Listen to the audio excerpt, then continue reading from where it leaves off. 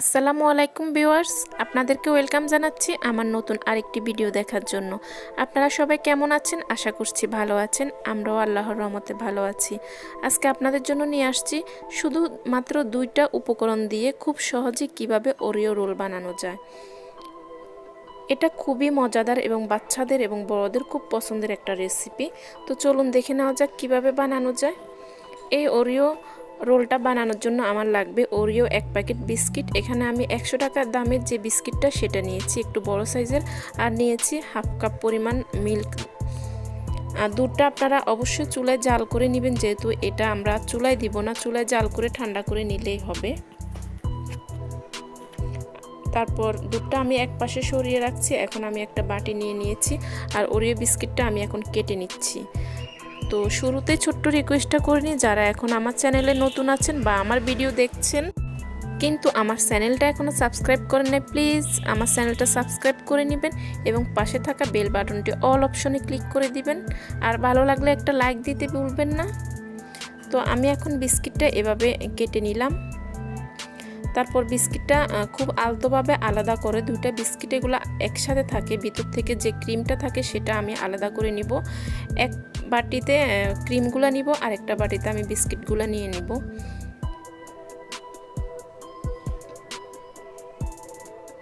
এটা খুব সহজ একটা রেসিপি, একদম চুলায় কোনো কাজ ছাড়া খুব ইজিলি করা যায়। তো আমি এখন বিস্কিট আর ক্রিমগুলো আলাদা করে নিয়েছি। এখন নিয়ে নিচ্ছি এরকম একটা জিপার ব্যাগ। জিপার ব্যাগ না থাকলে আপনারা প্লাস্টিকের র্যাপিং পেপারটা নিলেও হবে বা যে কোনো প্লাস্টিকের সাদা ব্যাগ নিলে হবে। এখন আমি জিপার ব্যাগের ভিতর বিস্কিটগুলো ঢুকিয়ে নিচ্ছি সবগুলা। তারপর মুখটা এভাবে লাগিয়ে দিব। লাগিয়ে দিয়ে আমি একটা এই যে যেরকম বেলুন থাকে সেই বেলুন দিয়ে এখন বিস্কিটগুলো জাস্ট গুঁড়ো করে নিব। আপনারা চাইলে শিলপাটার যে শিল সেটা বা যে কোনোভাবে জাস্ট বিস্কিটগুলো গুঁড়ো করে নিলে হবে। আমি এভাবে করে নিচ্ছি। বিস্কিটগুলো খুবই কুড়মুড়ে থাকে, অল্পতেই কিন্তু গুঁড়ো হয়ে যায়। তো দেখুন এই যে আমার সবগুলো বিস্কিট ভালোভাবে গুঁড়ো হয়ে গিয়েছে। এখন আমি আবার বাটিতে ঢেলে নিব। দেখুন খুব ভালোভাবে মিহি হয়ে গিয়েছে।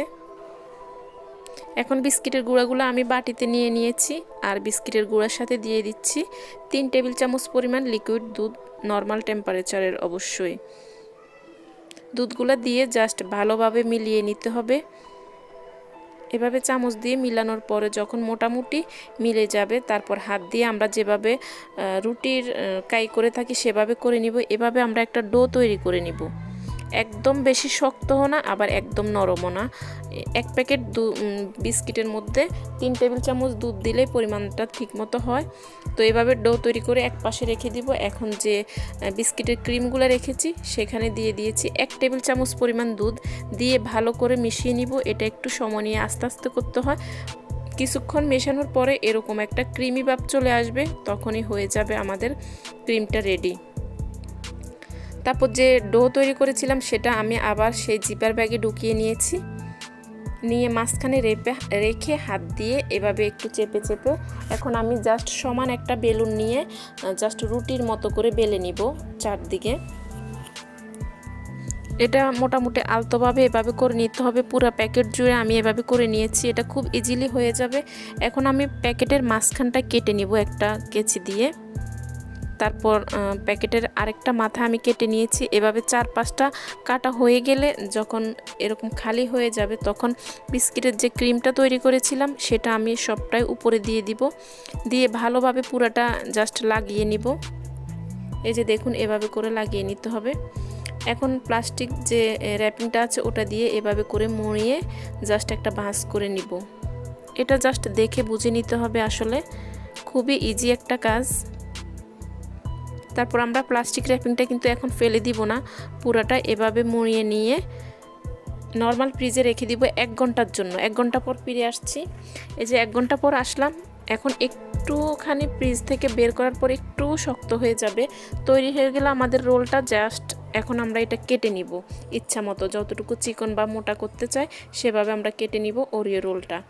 তো আমাদের কাটা হয়ে গেল, এখন আমি সার্ভ করে দেখাচ্ছি। খুবই মজাদার এবং খুবই ইজিলি খুব অল্প সময় হয়ে যায়, চুলায় কোনো ঝামেলা ছাড়াই। আপনারা অবশ্যই ট্রাই করবেন। আমার পরবর্তী ভিডিও দেখার আমন্ত্রণ রইল। আজকে আল্লাহ হাফেজ, আসসালামু আলাইকুম। সবাই ভালো থাকবেন, নিরাপদে থাকবেন।